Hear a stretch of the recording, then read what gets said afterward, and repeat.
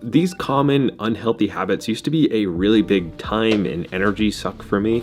So while I'm not exactly where I want to be yet, and I'm definitely not an expert, these are some unhealthy habits that I have cut out of my life, and you might want to think about doing the same. Having too many branches.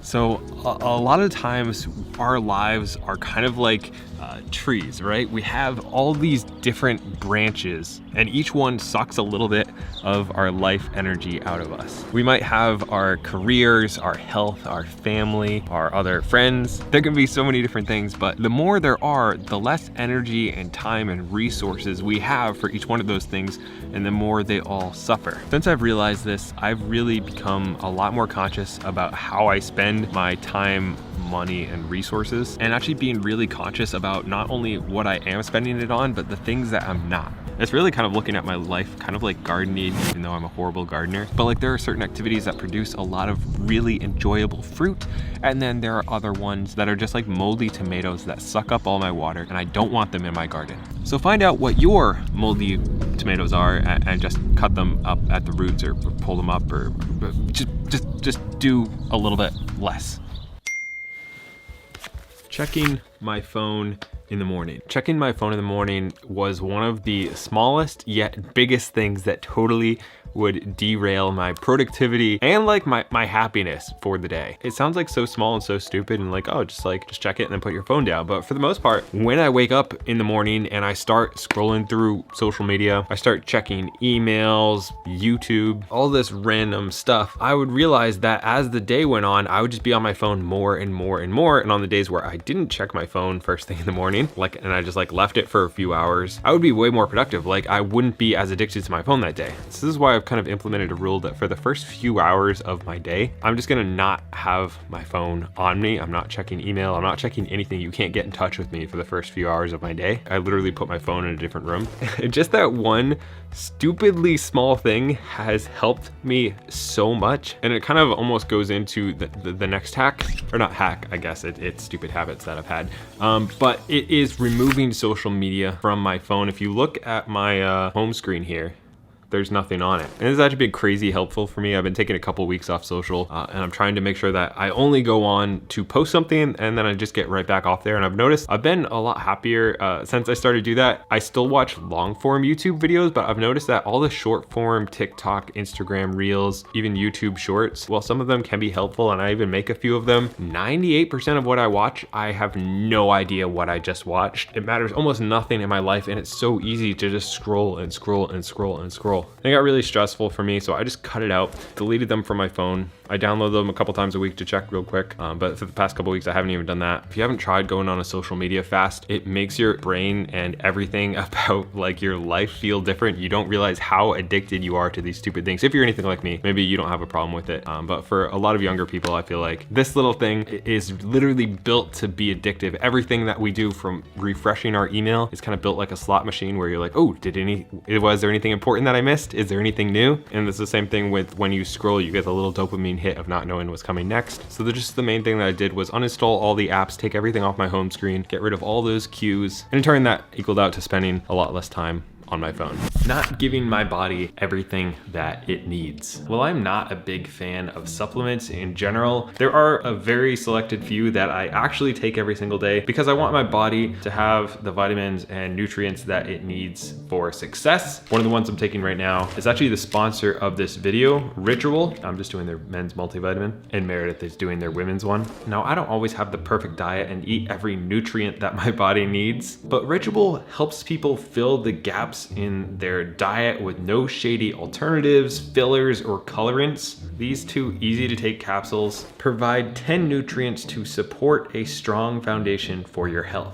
Something that I really like about Ritual is they are super transparent, and I don't just mean their pills. They're transparent about everything from their packaging and materials. They use 100% recycled materials. So if you want to fill some of the gaps in your diet with essential for men or women, Ritual is offering 20% off your first month. Ritual is the obsessively researched and transparent made multivitamin. If you want to try them out, you can go to ritual.com/GabeBult20 or use code GabeBult20 for 20% off your first month with Ritual. Comparing my now to others later. One of the biggest unhealthy habits I used to have was looking at other people who were a couple years ahead of me in whatever area of life and kind of wanting to be where they are. Like if you see somebody who's really in shape, they have really big biceps. And you're like, why aren't my biceps that big? Well, it's probably because they've been working out a lot longer than you have. At least I assume so. Biceps by Matt. Or maybe it's just because that's all they train. But the same thing is true with business, where you see somebody who's killing it and you're like, why aren't I killing it? Maybe I'm doing something wrong. I suck at this. What am I even doing? It's because you're comparing yourself right now to who somebody else is after they've put in years of work that you haven't put in. You probably didn't see that they put in years of work. It looks like they're just crushing it. But it was a long ramp to get up there. And once I realized this, I really tried to stop doing that. It can be extremely hard, especially on YouTube, when I see people who started, 6 months or a year ago and they've got bigger channels than me and I've been doing this for years. It's easy to say like, why am I not doing that? Am I doing something wrong? But I don't know behind the scenes. Have they built skills that I don't have? Have they been spending years trying other channels that didn't work, or learning photography, or good at storytelling? It's never apples to apples. There's always stuff behind the scenes that you probably haven't seen. Speaking negatively to myself, there's a quote that I really like, that if you look in the mirror and you tell yourself you'll never be great, you'll never be great. You'll never be great, you'll never be great. And this is what I used to do all the time. I would tell myself I don't have self-control, I'm not disciplined, I'm weak, I'm lazy, I'm a spender, whatever it is. The more we tell ourselves these things, the more we say, I don't like going to the gym, you're not gonna like going to the gym. If you tell yourself that I love going to the gym, even if you don't, you're gonna eventually like it because you've told yourself that enough times, which it's like brainwashing yourself. I realized that I had all this negative self-talk, and I would fail at something, I'd be like, that's because you suck. And it turns out the more I did that, the more I wasn't good at different stuff. So I have since really been paying attention to how I talk to myself. It's like such a small thing, but it makes such a big difference. When you kind of encourage yourself, you talk to yourself, if you don't want to go to the gym, you're like, all right, hang on a second here. Why don't you want to go to the gym? Well, I would rather sit here and watch TV. Is that going to make you feel better in an hour? No, probably not. Do you want to have bigger biceps? Well, yeah.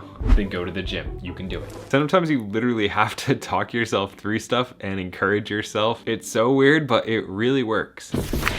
Netflix.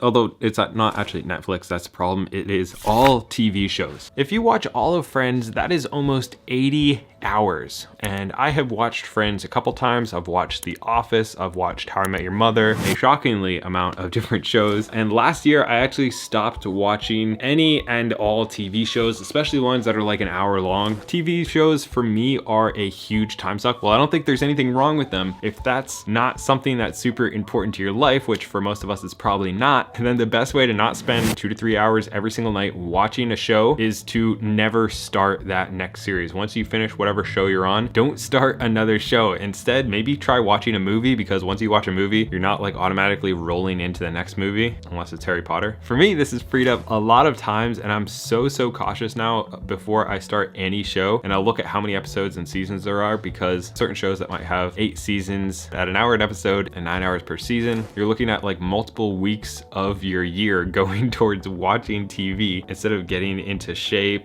writing, building a business, doing like anything else. So just never start the show. The car radio. Much like Netflix could be a complete waste of time, I think the car radio is one of the worst wastes of time. Now, I don't ever think you should probably give up music entirely. For multiple years of my life, I have given up the radio and even listening to music or like fun true crime podcasts or whatever, and instead took all of that time I've spent driving or when I'm going for a walk or whatever it is, and listen to audiobooks, listen to podcasts, even listen to some YouTube videos, and subscribing to their channels. Seriously though, subscribe. Anyways, doing that and making that shift has made a huge impact in my life. I went from reading like 1 or 2 books a year to reading like 10 to 15, sometimes even 20 books a year. And a lot of it is because I was reading by listening to Audible or Libby if you want free books. If you're really serious about making a change in your life, this can be a great first step. Junk food. I used to have a very strong addiction to Mountain Dew, Monster energy drinks. I would have one of those pretty much every day. Not only did that cost hundreds of dollars per year, but it was also horrible for me. I also used to eat a lot of junk food, processed food. And over the past couple of years, I have pretty much cut that out entirely. I don't really drink anything besides like water and coffee, obviously. And I focus on eating really clean. And since I have started doing that, I feel so much better. I have so much more mental clarity, so much more energy. I just feel better, and my weight is much easier to control because it's almost hard to overeat when you're not having sugar, you're not having desserts every day. Everything you eat is like real, actual food that you got from a farm or a farm stand, or at least the outside of a grocery store, and not all the things in boxes. Anyways, what have you cut out of your life? Let me know down in the comments. Don't forget to subscribe, and I'll see you next week.